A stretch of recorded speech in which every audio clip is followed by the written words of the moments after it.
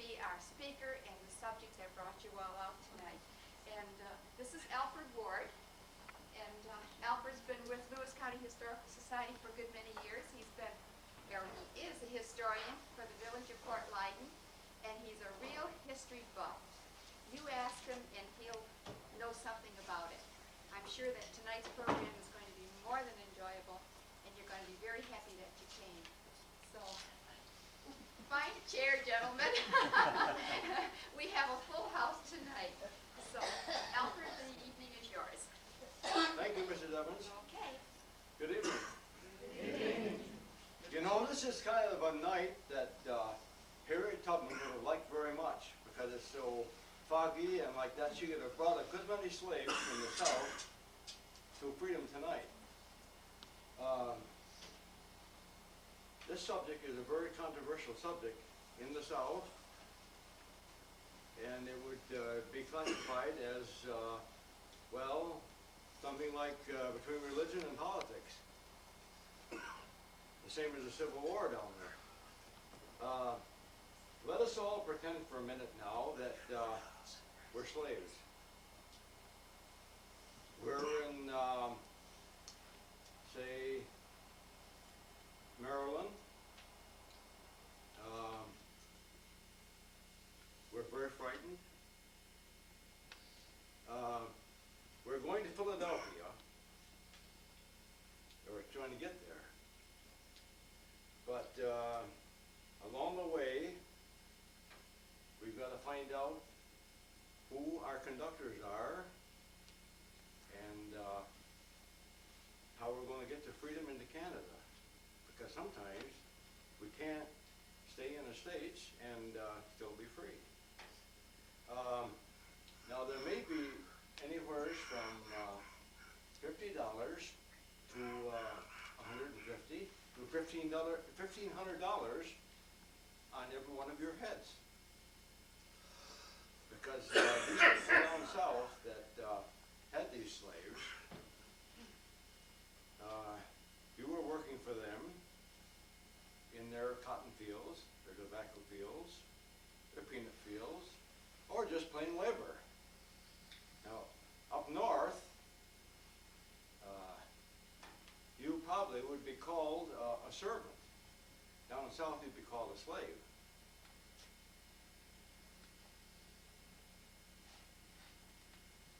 Now, first, we will get you kind of orientated as to the slavery situation. Now, if you were up north, they might call you a nigger thief, a border ruffian, a nigger hero, a nigger lover, a nigger stealer.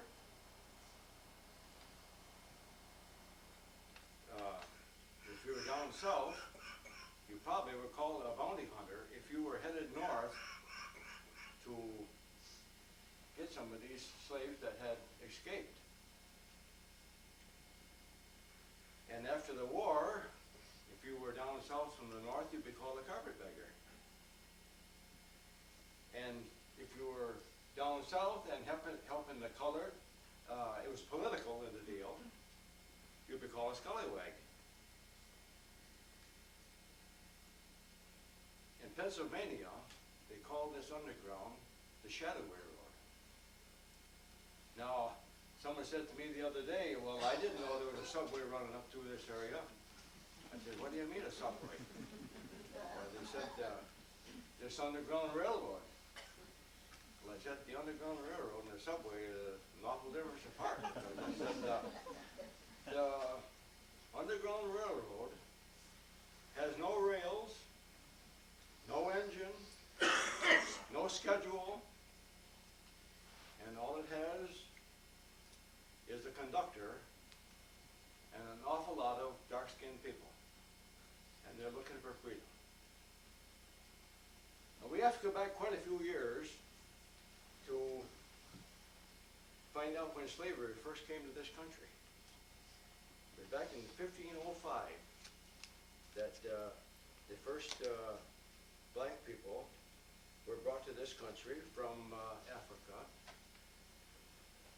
the Spanish colony to San Domingo. The first history of the color coming to this North American continent, the United States area, was in Jamestown.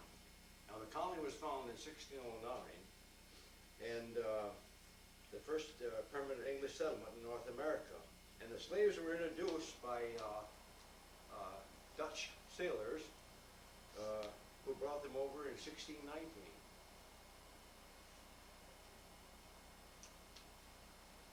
Vermont was the first state to adopt their constitution where they're saying anything about slavery. Rhode Island outlawed it in 1774. Slavery was abolished in the British Empire in 1833. And as the states came into the Union, in 1820, some of the southern states came in, and of course we purchased the Louisiana Purchase in 1803. And at that time, they said that Missouri would come in as a slave state, and everything from the 21 parallel west would have to be free. Well, there was an argument in Congress about that. So, and it got worse during the Civil War.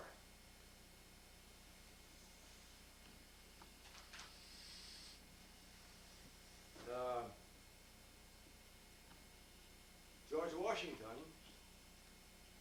although he was working for the Declaration of Independence and the Constitution, he had slaves, as did Monroe and Madison, Patrick Henry.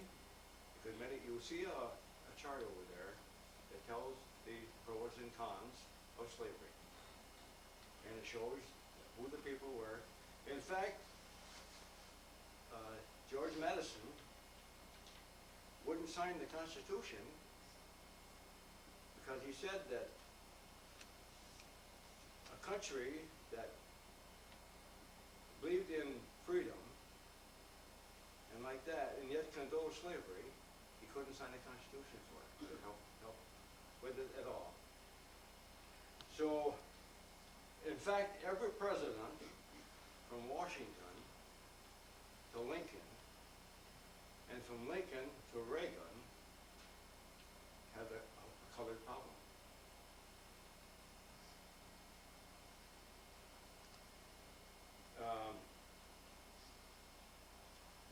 George Washington complained about the Quakers. He said they were helping the Negroes escape to the north.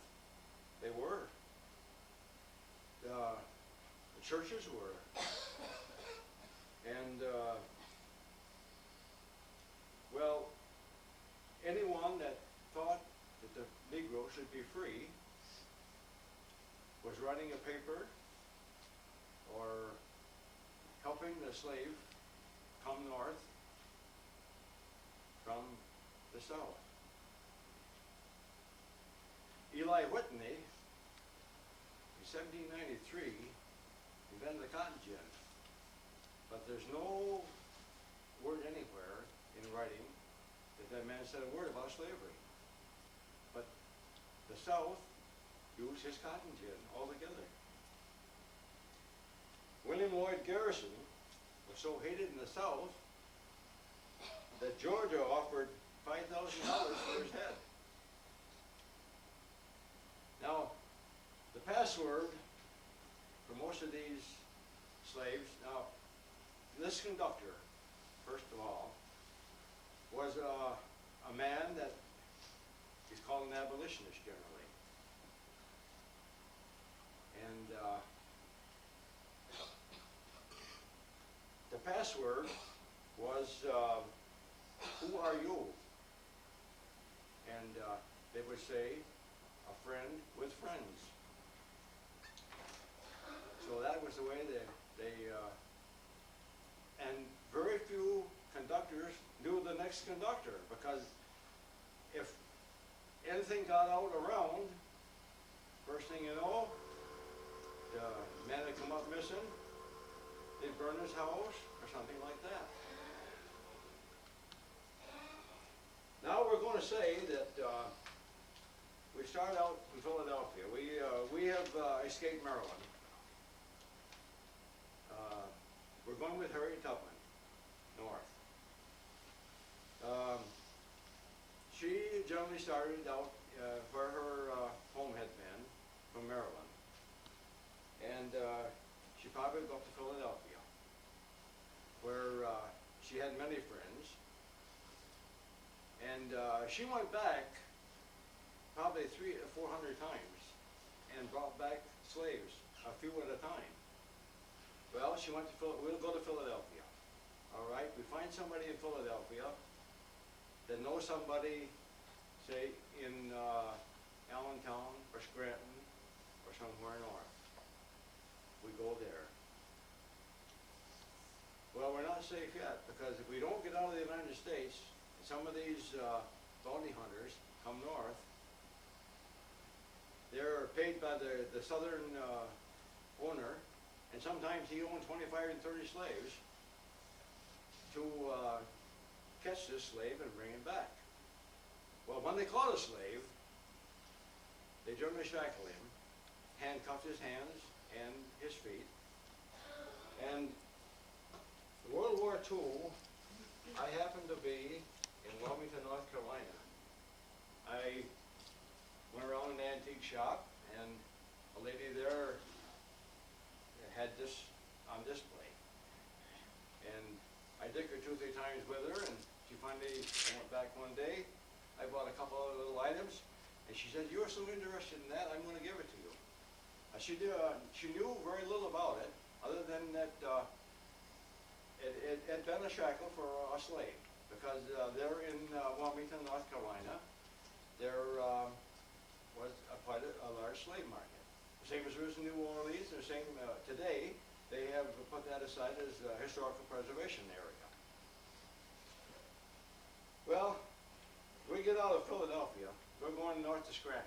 They found out that somebody would harbor 4 or 5 of us up in Scranton. So we go up there to Scranton. The next morning, we are lucky and we find somebody that a little farther around, up in Binghamton. Now, every state in the Union that was free, say like Illinois, used to come from Mississippi, or from Mississippi and Missouri. They cross the Mississippi River, and they sometimes would leave St. Louis, and they find themselves up into someplace in Illinois. I have a list. As you can see here, I have a list of prisoners living in New York State. And they get up into Illinois. They might go to Indiana. They might go to Milwaukee, and up to Green Bay and into Canada that way. Or if they come up to New York State, they might be down in Elmira. All right, they go up to certain areas there. And Harriet Tubman had a home in St. Catharines in Canada, where she, across from Lewiston, where she had many of her friends that, well, in fact, she had a regular home up there, a regular settlement. Well, we're up as far as Binghamton right now.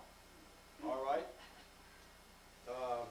We find somebody up in Norwich or Sherburne, and we're headed up that way. All right, we get up there, and we have a little difficulty. Some of these bounty hunters from the south have sent a couple men up with dogs, and we have to hide for a couple days. So maybe we'll have to hide for a week even. I don't